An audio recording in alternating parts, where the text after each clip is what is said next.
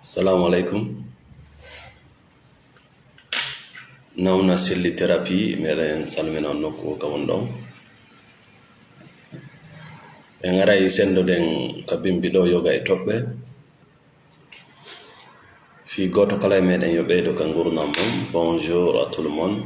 bonjour à toutes et à tous. Le 3e mois 2023, Nawna selli thérapie. Merci, bienvenue sur la page. Tawa toɓɓe ɗe yewteten fimum ɗen hande bana adama on si o ala ko wiyete kon stabilité émotionnelle deƴere so ande yanko haray ko wiyete kon dewgal yo habbito taw, ko wiyete kon aventure yo rento e mum yaltugol ka leydi mum, ko wiyete kon golludu jeerugol jawle yimɓe ma jawdi ndi o jonna yo wattan yiila. Si tawi bana adama o wonali deeƴuɗo,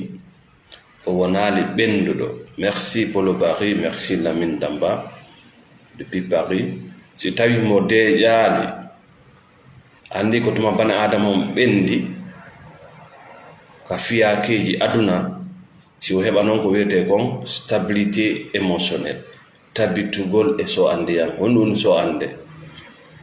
piiji boy no humodiri e so andeji men ɗi ko so eten kon kulol no humodiri e mum, weltagol men, hulugol men, sikkitagol, aanugol, fiifagol. Si tawi a ɓendali e majji a wawata noon ɓendude e majji e needi ndi wona ɗen ne'ede hande ndin, a wawata ɓendude e gande ɗe wona ɗen jannede ɗen hande. Parce que gande ɗen hande c'est l'accumulation des informations, c'est-à-dire ko yo bana adama o yaw o fawindira humpitandeji, wona yo bani adama on tasko, wona yo o miijito. Hara noon ko ella molanaɗo fiyon ɗum ngandi ndin wawata townude information ji ɗuuɗi. No wayi wono ɓandu ma ndu yiiɗa rondagol pandi, ɓandu ma ndu yiiɗa rondagol pandi, wa kazalika ko wano noon ngani ma ndin yiiɗa rondagol information ji pandi. Ko ɗum waɗi ɗanagol c'est très important. Ko ɗum wiyete kon letingo, tertagol piiji goo ɗi yaha, piiji goo wona no ɗi wonirta noon, acca cangol ngol ila cippora, piiji goo yiya ɗi tawa ko yo tertoɗi. C'est très important pour toi. Merci Barry Mossal, merci Mamadou Yaya Ba, partagé. En wi'i e buy amon no dogande dewle, no dogande aventure, no dogande zerugo jawdi mum ma jawle yimɓe, vous êtes en danger. Merci mon frère Mamadou Aliou Dia, vous êtes en danger. Merci Alassane Hadja Waliyatou depuis Roumanie, merci ma soeur. Vous êtes en danger. Mon frère Alassane, merci. Quand vous êtes en danger, donc al-balao. Quand nous allons bien, aya wala attinga lardengal ko ikra. Kwa bana adama so, tu es une personne émotionnelle. Django sur les émotions. Django fi di so andi. Si wanado à travers tes émotions, ils vont t'exploiter. Konjelo monoto dewle mumbona. Konjelo monoto doga yalta. Konjelo hulata hajuji mumbona. Hara hunde jokkado. Konjelo moɓota yalta sare jawɗo nisa. Merci Barry Mossal depuis Maroc. Donc haray ko wiyete ko stabilité émotionnelle, si tawi ɗum ɗo heɓaki ka nder gurdama, ɗum ɗo noon heɓotako e jokkugo religieux aduna, heɓotako e neediji ɗi wona ɗen ne'ede hande.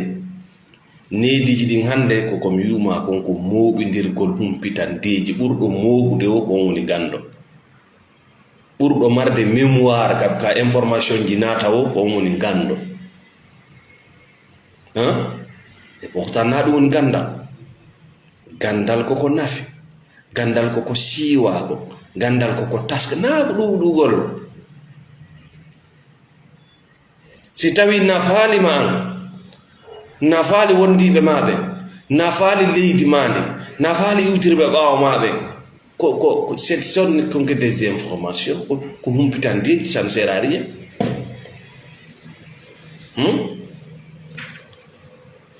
Jonnon ko nafoore on ɗum mari yo bana adama on ɓendu kaso andeji no mari nafooreji molanaɗe wonay no woni nafoore mum gono ton haɗete iwgol cowtagol e dewgal ya e dewgal. Oui, haɗete ñande o e jooɗagol wulla, miijoji fenande yankoji, haɗete e natugol e ñamale hulɓiniɗe, haɗete e jiibgol ɓernde ma nden no jiiɓi. Merci Boubacar, c'est Pouli, merci. Depuis Orléans Métropole, Adnan Noyadji. Merci Diallo Youssouf. Diallo Youssouf, c'est don't let your emotion control you. Exactly. Diallo Youssouf ita jaɓu so ande maji huɓindoma. May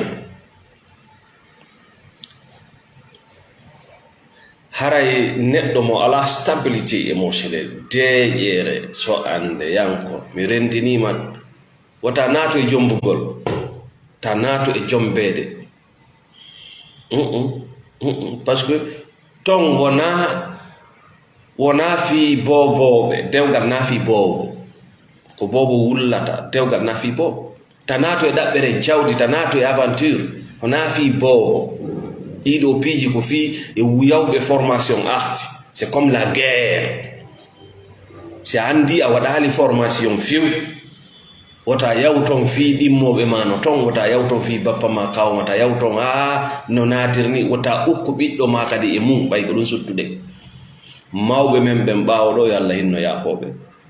ɓe jombanimaɓe inni ɓiɗɗo maɓɓe on yo jombu tuma ɓe tawi o ɓendi émotionnellement iɓe andi.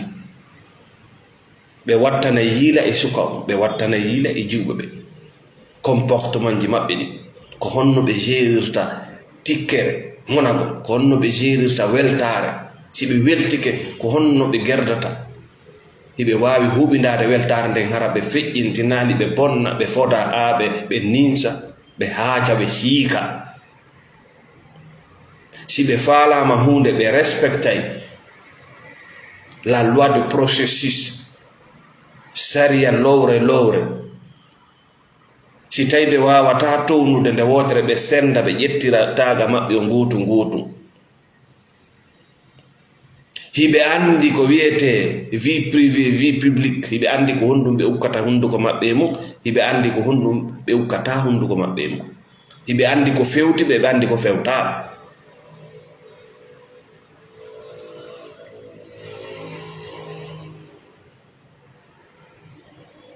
Ko tuma ɓe andi bana adama on hewti ɗo, hay si tawi o to wale duuɓi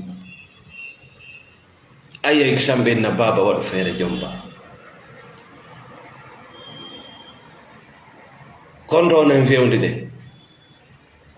mawɓe ɓen hande onaɓe fof ko ɓuri hewde ko taɓe hersu cukalal maɓɓe ngal baba modi tami hersu jama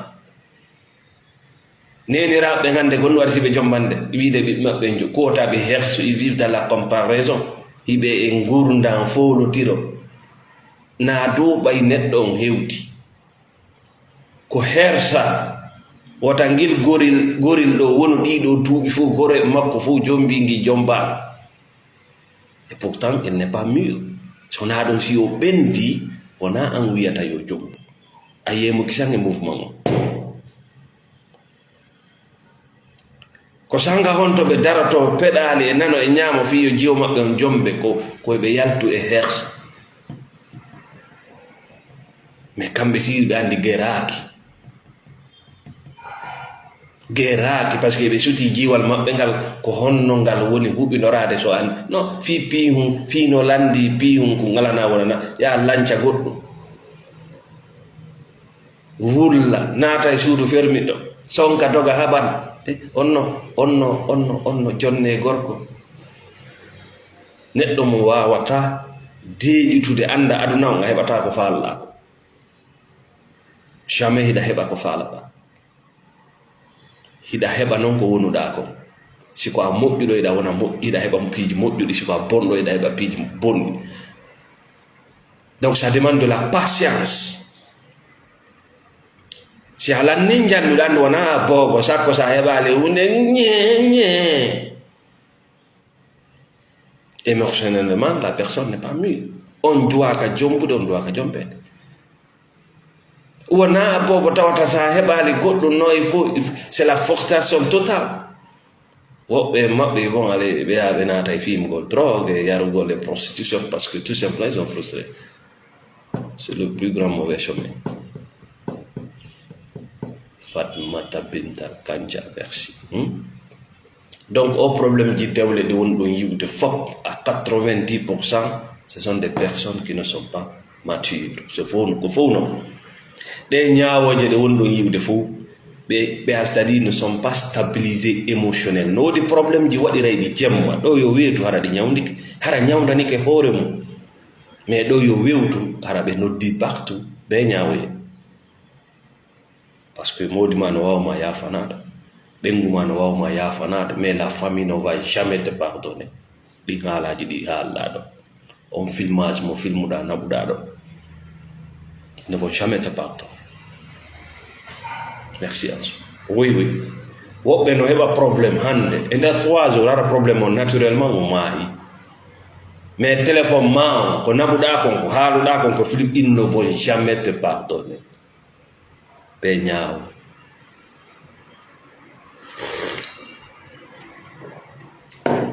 Mais Allah wi alma ga ko aljanna ga ko ngesa ko amma rema ma ɓe reme. Si tawi a hewtali fi dewgal mais ko ɗum naɓay ma e mum. Si tawi a hewtali heɓugol ɓiɓɓe ko ɗum natanta e mum. Si tawi a hewtali yawgol aventure ko ɗum natanta e mum. Ñandoyiɗa fifa kombo wima aventure ko aljanna. Mo landi kama ka hoore leydi ɗo si tawi honto si jahannama yo ɗaɓɓite ko honto wontiri ka hoore leydi innu koye aventure woni. Si tawi jahannama ida jibi ko honto wontiri sa yiya hendu mum seeɗa yaw aventure tentinino yalta ka leydi ma ida jogi neydi ndi neɗaɗa ni subhanallah ida jogi dina ka jonnaɗa kan hara a jooɗaki taskiɗa ɗuyita dolle ɗe rondoɗa ɗum yaha tawya yimɓe ɓen ton il faut régler tes comptes.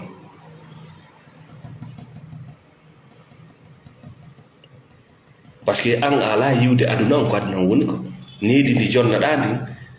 needi ndi wona ɗen jonnede ɓiɓɓe men wona ne'ede fewnɗoɓe wona needi ndi bani adama on yiyata aduna on ko woni ko non a yiyata aduna on jamais ko woni ko aduna on no foti mo laba mais ko woni e makon no hulɓini ruwarsiɗa wullitade tu as des croyances limitantes iɗa mari hoolareji sakkotoɗima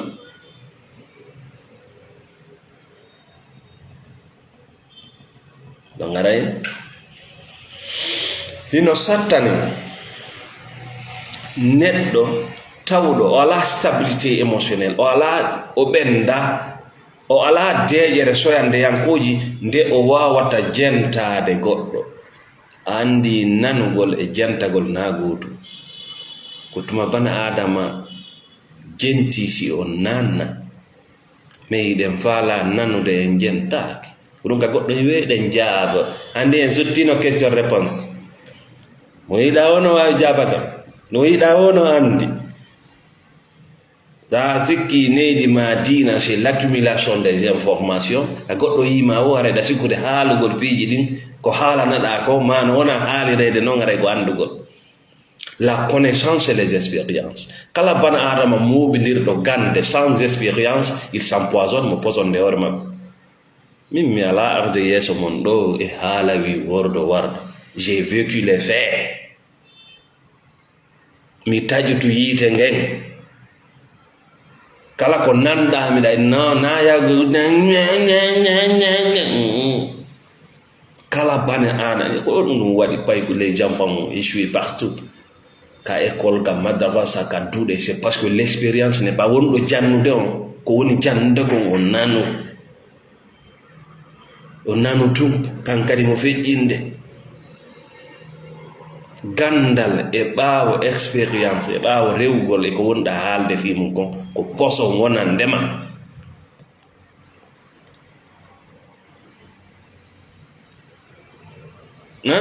Donc kala neɗɗo mo ala stabilité émotionnelle, si sonnajo makko, si moodi makko, si boss makko, si partenaire makko, si yimɓe ɓe o laami ma laamiɗo mo fuɗɗi ke yewtude ko émotion mo o wawali huɓidade on arata ɓiso hakkude makko e wonɗo yewtude ko nden so ande nde o wawali huɓidade ko nden arata pop nde ɓiso hakkude makko e wonɗo yewtude o yiyata ko wona yewtede ko par ce que no ɓisi si goɗɗo no dari hakkude ma e goɗɗo maadi no de a yiyata o ala yiwde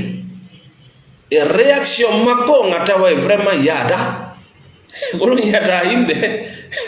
yewta goɗɗum nana goɗɗum parce que il a des blessures émotionnelles fuɗɗo haalde ɗum memmino il a des blessures émotionnelles parce que thérapie on noon ko ɗum ɗo ñawdata sa sikki moƴƴo e du'a e wujagol biinije e talki e fenugol e hoore yimɓe yaltinte e mum tu te trompe kaka neydima jeeya kaka gandal ngal jannaɗa ko ɗon ɗanninaɗa ko ɗon ɓe parminma ko ɗon ɓe waɗuma bogoroje des codes. Donc hara neɗɗo on hino sattanimo ko wiyete ko muñal la patience non on non ko problème no sattanimo ko wiyete la patience e piiji gono ton ɗi yaltirta no faaliraɗa non ma no miijorɗa non. Mais sa habbike seeɗani tu vas s'adapter, sa habbike seeɗani solution mum o garana e hoore ɗar nange fof no andi nange koko wuli mais kange immotoɗo nge wula mais habbiɓe seeɗa ɓen ala probléme ɓe yiya joni nge wuli probléme ji buyno ton hino mari ñalade nde ɗi jibinte hino mari ñalade nde ɗi mayata angal muñagal kram ka batene mbiɗa no dogatu innaya noon ko barki allah e maɓɓe non probléme heɓuɗoma on no mari ñalade nde o wodete hino mari ñalade nde o mayata ala fus ko waɗa si c'est pas la patience. Hakkunde noon ɗin ɗon ɗiɗi ko ɗon dogete ko ka pasteur jo kaka mbinejo kaka winda jaabo kaka foco faca, tout ça c'est des sorciers.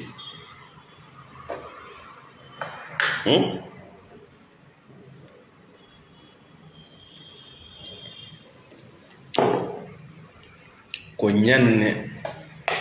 ɗuuɗi du'aago kon non du'agol mo enen mo jannaɗen ko jonnugol Allah golle tadi golle ɗe duwaɗen waɗande hoore men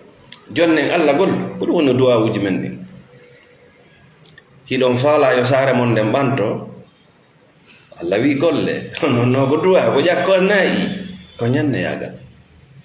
hiɗa faala dewgal ma ngal yewweɗo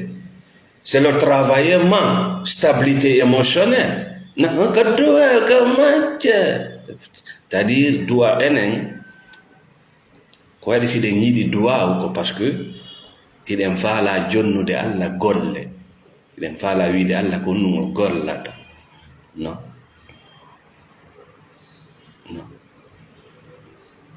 ko ɗum waɗi mawɓe men ɓe mbawa ɗo ɓe waɗayno ko wiyete la méditation kalwa ko ya naatu e suudu deƴƴa wona naatugol de poɗɗo goɗɗum ko ya naatu deƴƴa yi'itoɗa régla ndaroɗe par ce que ndarongal ngal jogiɗa ngal diwnude ngal yeƴƴade deeƴinangal si ngal lanni deeƴude fewtinangal e ma c'est qu'on appelle la méditation na ya haalu hay fus ko ya deeƴƴu sa deeƴƴi ton cerveau est là pour résoudre tous les problèmes ngani mani va se décharger va désactiver yaltina kala ko tawi ala nafa ka nder gurdam ma kala gande ɗe rondiɗa hande ko miijoji yimɓe koye dina kala gande ɗe rondiɗa hande ce ne sont que des pensées des pourritures de quelqu'un siko gandal nafete noon nafa nawna selli nafa oɗa tu ne fais que des répétitions copies hiɗa andi piiji ɗin fof hiɗa andi adnan fof mi anda hoorema adnan fof hiɗa andi kala ko haala e diina e politique e fop hiɗa andi mi anda hoorema anda taw ko a hombo par ce que sa wonali bana adama ko a honɗo sa wonali bana adama ko a kulli e nder duuɓi seeɗa ɗo yimɓe wartotoɓe ɓen ɗuuɗay parce qu'on a tellement accumulé des informations sans expérience finalement c'est la dépression parce que a wawoyta wondude e gorko a wawoyta wondude e debbo a wawoyta wondude e ɓe gollidata c'est stressant parce que iɗa mari goɗɗum e ma ko wiyete des émotions ko woni ɓisade hakkunde ma yimɓe ɓe a wawata jentade a wawata muñade a wawata teddinde goɗɗo a wawata yurmede sintere yurmede hara yala e ma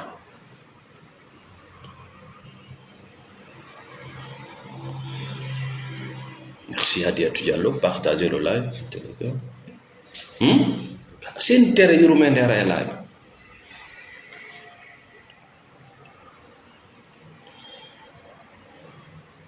jonno si bana adama la stabilité émotionnelle derrière so hande yanko cela peut empêcher la recherche de compromis et de solutions durables ɗum ɗon no wawi sakkade bana adama nde o heɓata portal merci Idiatou Niane portal compromis c'est-à-dire no woodi ko ɗum waɗa accitude ego ma no ɗo ko pewre e neydiji e éducation ji de pourriture no woodi ko ɗum waɗa accitude oɗa kadi accita goɗɗum fiyon wawu heɓude point ka fotton mi handa noon si tawi angal ɗi émotion ji ɗi en wawata gérude si tawi ɗum ɗon jaɓata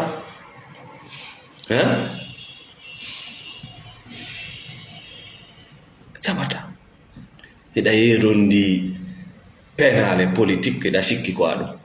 hiɗa yerondi penale ka diina hiɗa sikka ko aɗum hiɗa yerondi penale aventure hiɗa sikka ko aɗum hiɗa yerondi penale social poto barre na ɗum tu n'es qu'un être humain très vulnérable ko a banadama low wona koye piiwo ñoso ñaasa mais dès que tu s'identifies sa nodditike ɗiɗo piiji goɗɗo wata yewdudema goto wawata yewdudema parce que a sikka yimɓe ɓen ko an ko yimɓe ɓen ma tu as des problèmes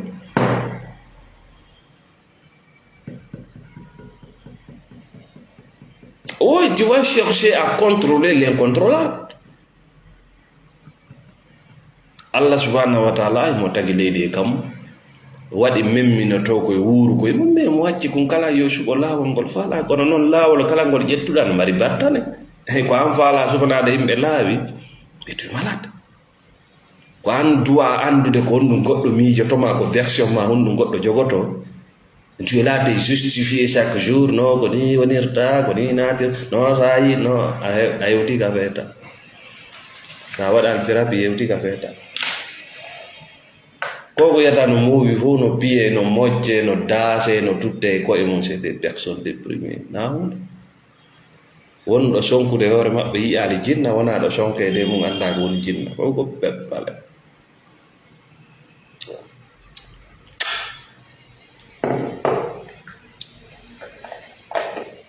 may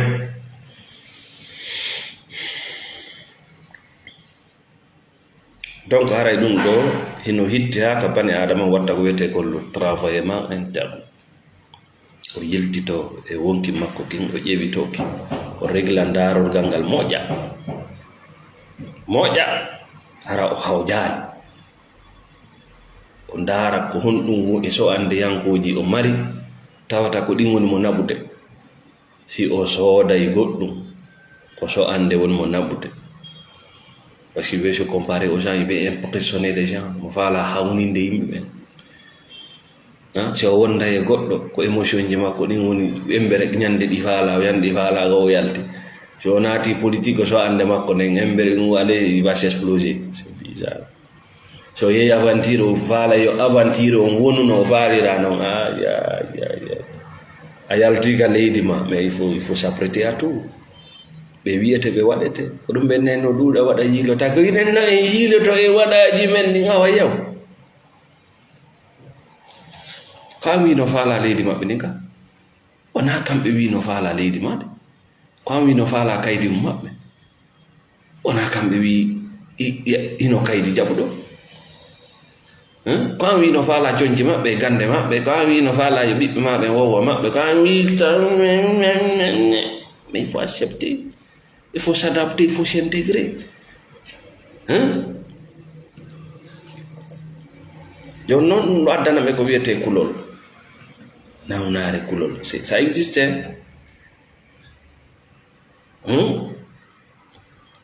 Kulol ko ɗiɗi. No ton kulol wowtetengol, peur adaptif, no ton kulol wiyetengol phobie. C'est-à-dire hulugol ko tawata wooda kama hulugol ko tawata kulongol humondira e ko hulako ko ɗum ɗon nawnare ko ɗum ɗon non men ñawdata angal heɓugo stabilité émotionnel no jibina ko wiyete nawnare kulol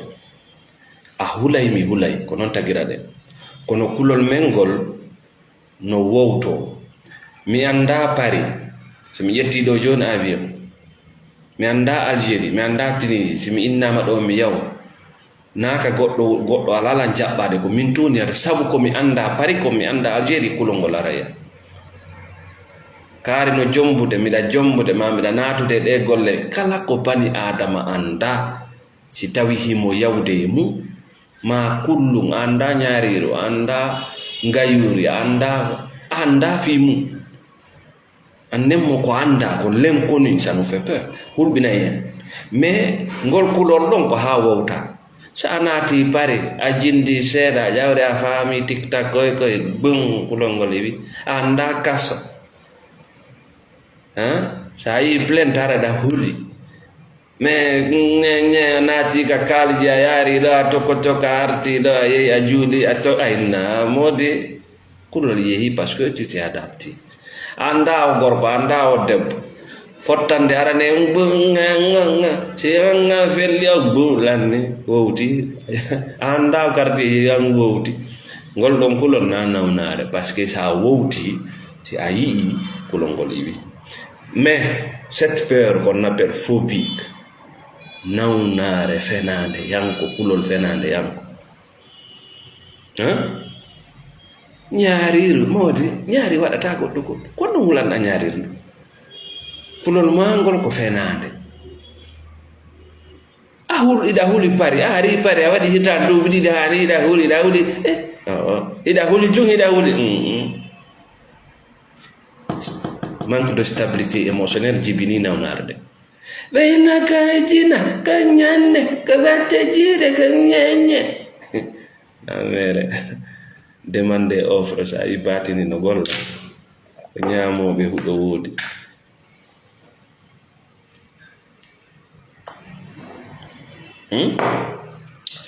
jon noon sa ñawnali nde ɗo nawnare kulol par la thérapie cognitive automatiquement jibinayi façon ñabbeli ɗi goɗɗo wata sifade ñabbeli suuɗiɗi ɗin ñabbeli suuɗiɗi ɗon noon feeña noon kadi ka ɓandu ndu fuɗɗo wullitade wogo tension wogo diabete wogo muusu reedu wogo muusu hoore goɗɗo wo famatande kadi docteur windante ɗon ordonnance ji ha hayre maɗen e ɓooƴe maɗen kadi bona fes parce que il suffisait juste de stabiliser tes émotions. Parce que lorsque les émotions ne sont pas stabilisées, contrôlées, gérées automatiquement, isoto hakkunema e ɗoygol magol.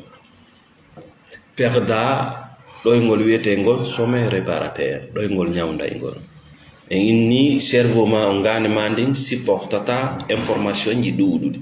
Ko ɗum ɓe yiyata no ƴetta ɓikkoye mum yahay ka école fora ou pe o wona ton premier, yahay ka duɗal be o hunjo ton wona premier, yahay man da hun ɗum kadi yahay ka marketing ka magasin be o gère ɗon kadi o wona premier. L'enfant finira par surcharger son cerveau, et finalement le cerveau va lâcher. Si le cerveau lâche, c'est fini. D'autres vont se donner à la drogue, l'alcool, la prostitution, dogugol porté disparu, ma wongol des lâches, des fainéants, ma des grands criminels. Nous faut nous avoir. Ngani ma ne supportata trop d'informations. Ko ɗum waɗi kene da haton jini e plaisir. Ko welayma waɗugol ko welayma yaltugol jinda waɗa un peu de sport walagol ɗano fowto. Jonnon ko honɗum manque de stabilité émotionnelle bonnata e ma ko ɗoygol ñawdaygol ngol. Sa ɗani ke jemma ngo heɓi ngol ɗon ɗoygol ko ngol ɗon ɗoygol yata ka ngandi ka mémoire kala ko ala nafa itta fi si weeti bimbi yo question kadi aru koko ɗum me ɗuɗa yawgol ka ko yimɓe ɓen ko base ko feetuɓe no heewi ɗum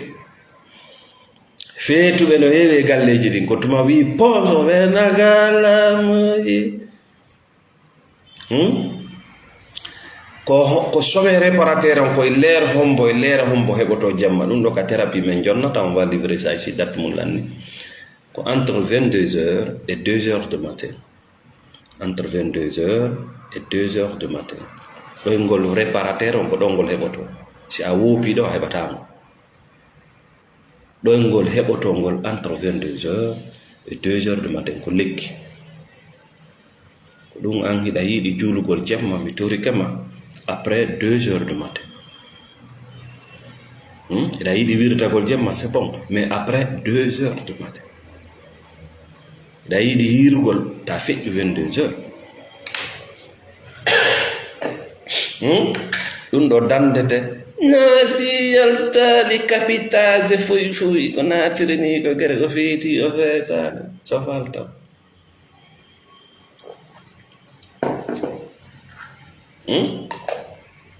teteki maɗen ɓooƴe maɗen heyre maɗen ƴiƴam maɗa ko on leer ɗon kun kala ɗaɓɓeta récupération loota fitta ara cerveau on no gollude. Jonnon sa jaɓali ɗum ɗo heɓoya cono cana coyɗi hulɓiniɗi koso kaasa jino jokkilan miɗa piiri dede goɗɗum araya tan wo ko mbeelu ñoƴƴiɓe no piirde o mbeelu ñoƴƴila nayiɗi ñoƴƴila pédigela parce que le cerveau est paralysé, c'est tout. Oto no mari ordinateur yawde otoji kese ɗe yiyata foppiɗe mari ordinateur nder ton boîtier oyi kala pièce ko yiyata no gollude information o haray mo enregistre kenen a yahay effaça ɗum sa effaça ɗum ji oto jiɓitoto lutta to mécanicien ne ɓay gollude ɗon parce que yayi tellement de panne boîtier on signali panne jini ça n'a pas été effacé hay an ça réparé et finalement ça va sortir bon na moteur fo so wada moteur ma senseur ji wonɗi ton ɗin capteur ji wonɗi ton ɗin information ji ɗin fop ɗi naɓay ka boîtier bi ça renvoie calcula carburant ko jelu essence ko jelu doit yawde hendu ko jelu doit natude oxygène kor si ɗum jiiɓi tiga c'est foutu gandal répétition ko ganda si en jangi mi wondiri Allah tagdolam ɓiɓɓe mum en dogirta si en jangi en dogirta enen en sukkude o dogugol nane goɗɗo jooɗiɗo mi waɗi central mi waɗi l'est mi waɗi l'ouest mi waɗi coco iya goɗɗo kamnen kara grand jeroɗi ça ce sont des waɗay ɓe abus de confiance sont des escrocs. Neɗɗo mo tabitata e saare hal landoɗa mo gonnaɗe o tabita, parce qu'il n'est pas honnête. Ma haray mo feeti il est déprimé. Jawdi koye tabitugol heɓoto, gandal koye tabitugol heɓoto, relation koye mais mi waɗi kongo, mi waɗi kaka, mi waɗi kam peti ganno joɗe gaño hayɗi ke kadi inna c'est un vrai escroc ou c'est un déprimé, parce que ka bonnuɗa confiance o koye attaque. Voilà, ka raɓɓiningol yewtere en wi'i goto kala men no hatto jini ko wiyete ko stabilité émotionnelle fi ya dewgal mangal yo ngal hisu, golle maɗen yo hisu, aventure ma on ya daɗu e mum. Buy hande no perdi sonnaɓe mum, perdi ɓiɓɓe mum, perdi modi mum, hiɗa andi. Buy no wino e dewle no andi ala e dewle, parce que voilà parce que ko inde yomi jombu goreɓe amɓe, yomi jomba ɓiɗɗo angon yo nanne o hewtani ko ɗum min ñawore mi ala e mum ñawo ko nde wotere ara toon ɗimmon ɗum en lancaygal woni ma moƴƴinen sefi on wonday ɗon wala yo wonɗo atama yiton ɗo, si min yiti en ɗo on va cacher le mariage parce que on ɓendali e wakkili sodugo basé min gi 3 millions 4 millions, mais se former, se développer personnellement, non.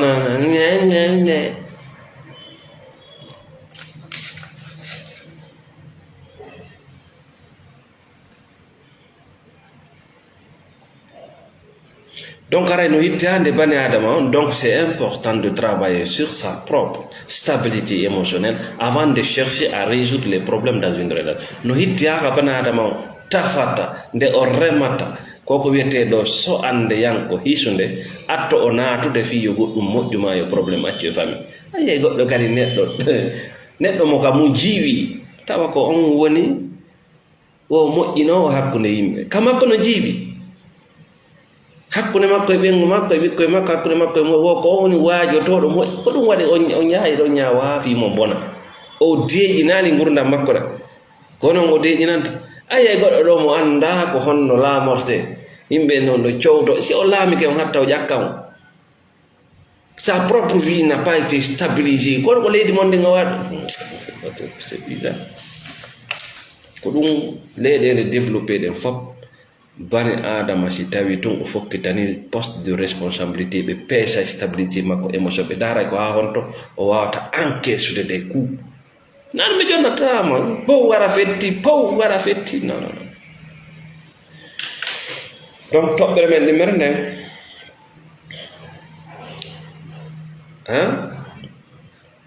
ko wiyete kon aligne masculine, c'est-à-dire gorko feppodirɗo. Worɓe no heewi ka hoore leydi, excusez-moi, worɓe no heewi ka hoore leydi kono ko wiyete kon gorko ɗuuɗa. Sonnaɓe no heewi e hoore leydi mais ko wiyete kon sonnajo ɗuuɗa, par ce que enen wiide gorko komo awra non, hiɗen wiide sonnajo komo farju non. Se ngandi ko wiyete aligne masculine e ukkata ko tun e dewle ni to e halfinta yimɓe ko woni wo. Ko wiyete gorko ko on dépenseur ma addo financièrement, c'est-à-dire ka bange jawdi o adday o arsikay min ni ɗo arsike tan ndaaru no Allah arsikata non, je ne parle pas de ça. Ko addowo wiyete gorko addonowo hoore mum d'abord o addana ɓengure makko nden ko addowo dow o addana partenaire, c'est-à-dire ko ƴettowo naada ka suudu. Ndaaru ngayuje gorele ɗen ɗe yaltay ɗe yaha ɗe nanga ɗe adda koko yahata diifa adda wiyete gorko. Mais si gorko ko tawi koyo goɗɗo go yaw adda pirda e makko fi ɗum ɗon sendaka wattane yiila de wona aligne masculine, o wonti aligne féminine o andali.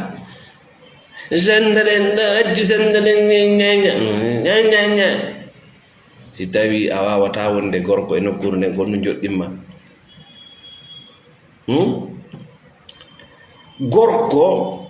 ko waɗo provision kadi financial spiritual, c'est-à-dire ka bange spiritualité ta mo wawi joɗade o findina sonnajo makko on, o findina ɓengure makko nden, c'est-à-dire o famina ɓe ko honɗum woni Allah, ko honɗum woni aduna, ko honɗum woni gandal, ko honɗum woni jikku moƴƴo. Tawi il est capable de ça.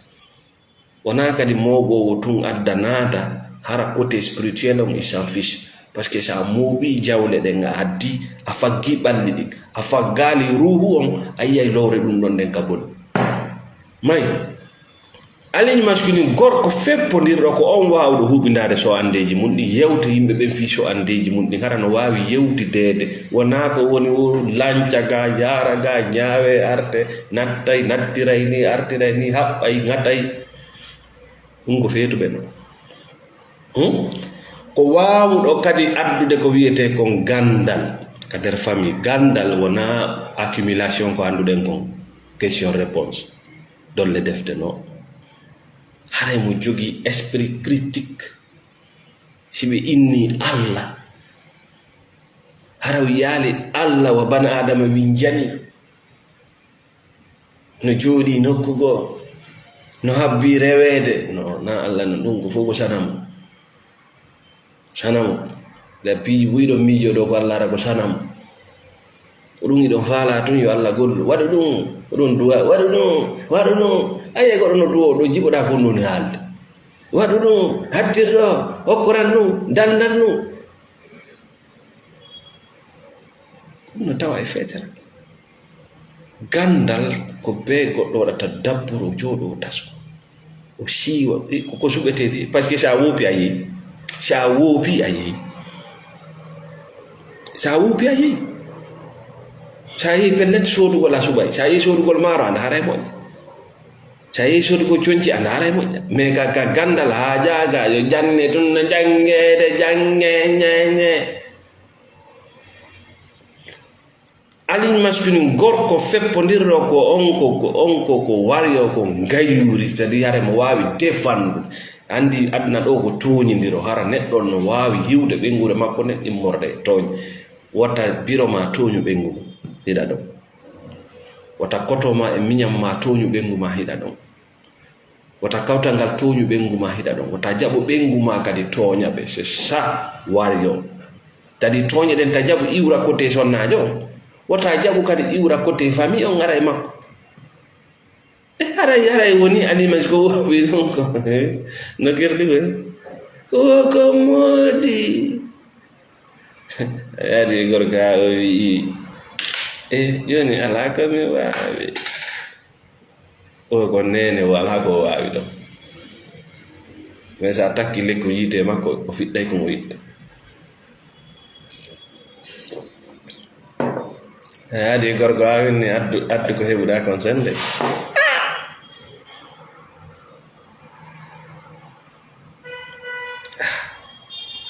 Si o yiɗanima ko o heɓi ko machallah, o heɓi o yiɗanima machallah, mais ɗum koyo ñaawe fiya ñaama ɗum, ta ñaami ɗum ko beyi heɓata beyi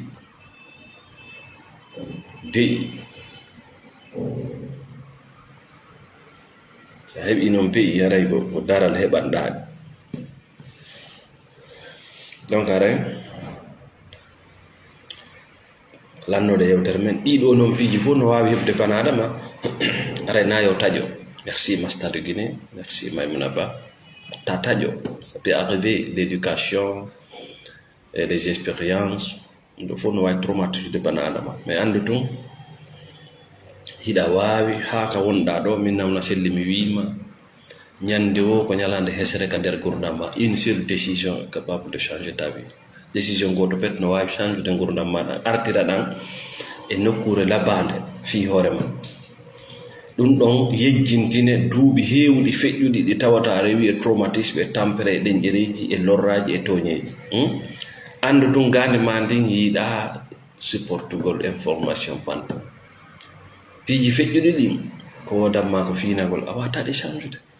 ko arawita kon terto ɗum anda ko arata mi anda ko arata karam ko majum ma anda ko arata winda jabo anda ko arawita wonkin anda ko arawita fof ko pale terto ɗum ko wonda mo hande anda no wonayno ɗo ka wonda ɗo hande a miijano a wonayno ɗo piiji a rewi e piiji ɗi winoɗa aduna rewata e ɗum a rewi e majji ɗiɗa andi c'est ça la vie aduna kala ko wiiɗa a waɗetake ɗum a waɗete baaba ɗum hara a soodade baaba nde a weltoɗa donc oublie tout ça ko honɗum aroyta terto ko ɗum ɓeyi mono faala wondude ma e wonnamo faalaka yo ful terto ɗum terto mapagol goɗɗo wonda yanko min sertata mi heɓay jaydi mi heɓata mi artay terto ɗum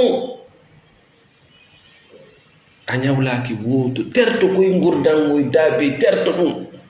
wuuru ko wonda ko hande weeti bimbiɗo ndar kon ɗum waɗa wadde bimbiɗo terto ko honɗum wono si hande moƴƴirima janngo moƴƴirima faɗɗi janngo moƴƴirima lutti ko fof moƴƴi o seɗɗa mari wewca terto koye haala woye fo yam faya an e goto na on hey a jeeya goɗɗum ɗo goɗɗum jeeyama ok fof ko taga a jeeya ɗo goɗɗum jeeyama konno arduɗa même viddi wakkite siɓe tout le monde est perdant si wona ɓen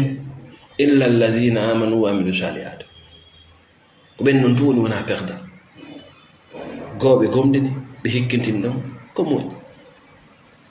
ko lutti kon fof si sont des perdants mi yehi kacaca mi artiri kacaca mi feƴƴitike kaca ter yaltuɗan gurdam ñamoɓe huuɗo commence à vivre il faut équilibrer ta vie ida faala ñamde ko foti yaw ƴetta mbuuɗi ma ñama sa ñamade goɗɗo go ñama ida faala bugade yawɗa ɓaka bugoɗa ka tagi simo wonduɗa on faltodirta va aller chercher une autre personne yaltu e ñawoje façon ida faala artude ka leydi ma il faut rentrer sur le paradis dans peu de temps a wata wonde ka goɗɗo e mi haalante ɗum wande e nder duuɓi seeɗa ɗo a wata wonde ka goɗɗo sa aftali kadi a wata wonede kama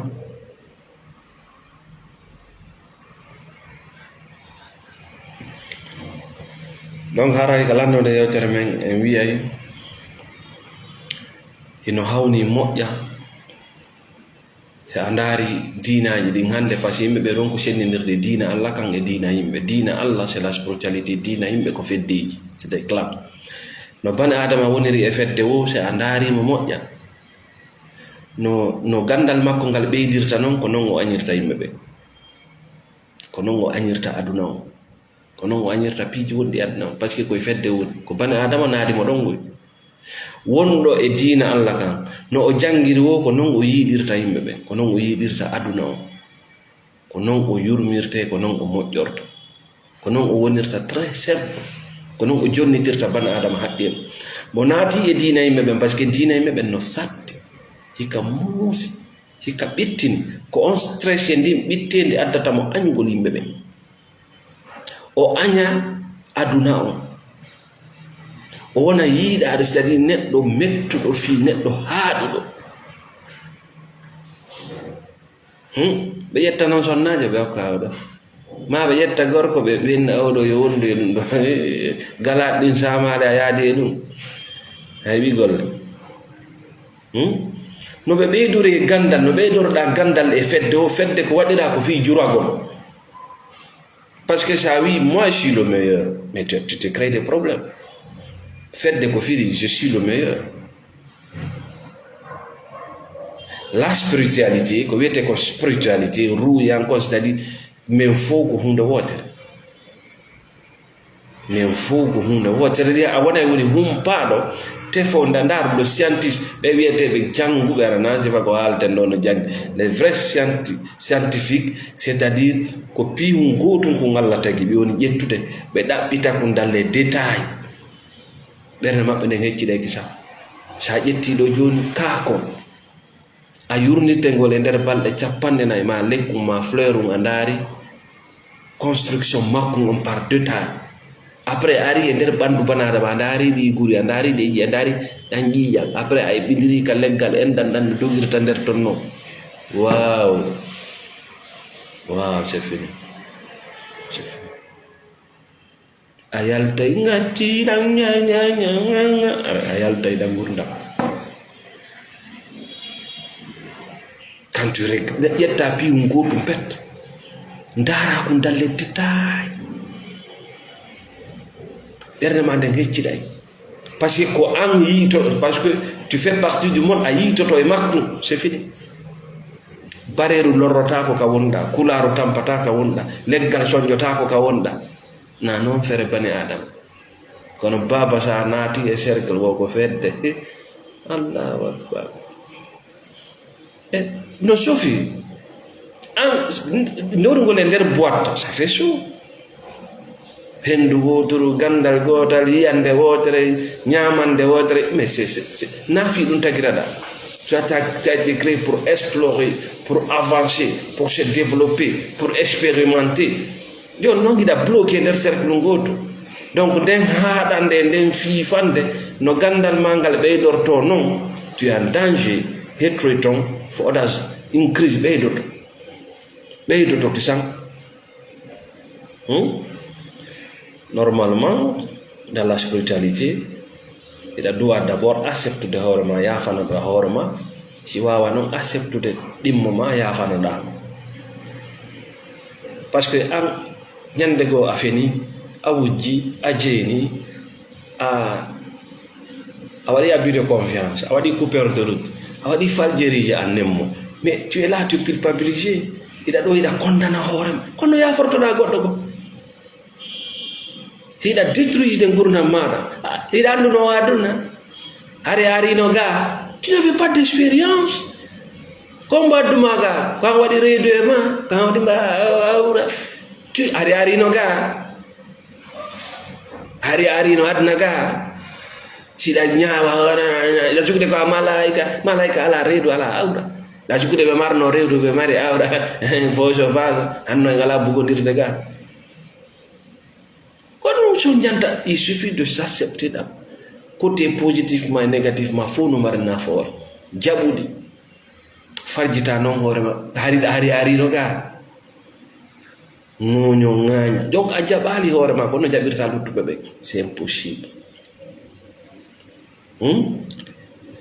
donc on famille spiritualité wo ko non o walli torto ko non o yumerte ko non o nirta tolérant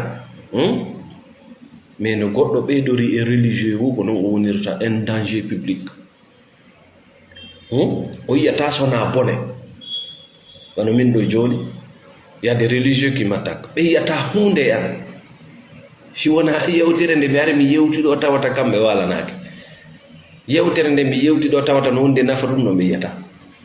c'est qu'on appelle le religieux il ne voit que le négatif les côtés négatifs ko don si be nyaawi mata sabtu e ma be yata hunde e ma kambe sona ko boni on bone mo be yi e ma ko e makko woni bon ko don de hande.